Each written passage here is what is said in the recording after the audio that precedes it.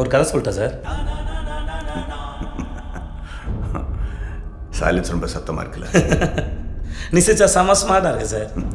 ஆனால் முன்பல் இல்லாமல் நீ சிரிச்சா ரொம்ப கேவலமாக இருக்கும். சிரிக்காத, கேமரா ஆஃபில் இருக்கு, செஞ்சிருவேன். என்ன என் கை கொஞ்சம் லேஸ் அமைக்கும், அவ்வளோதான். சார் வீட்டுக்கு வந்த கெஸ்ட்டில் எப்படியா சார் நடந்துப்பீங்க? வேதானோ வைலன்ஸ் சார். எதுக்கு சரண்டரான? ஒரு கதை சொல்லிட்டு போகலான்னு வந்தேன் சார்.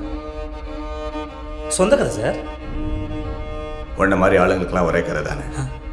நான் கீழே இருந்தேன், தெருநாயாக இருந்தேன், இது செஞ்சு அது செஞ்சு பெரிய ஆள் ஆகிட்டேன், அந்த கதை தானே.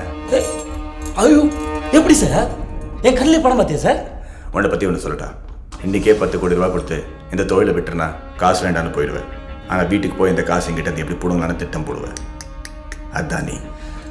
அதே 10 கோடியை உன் கையில் கொடுத்து என்னை விட்டுடு சார்னு சொன்னால் விட்டுடுயா சார் நீ?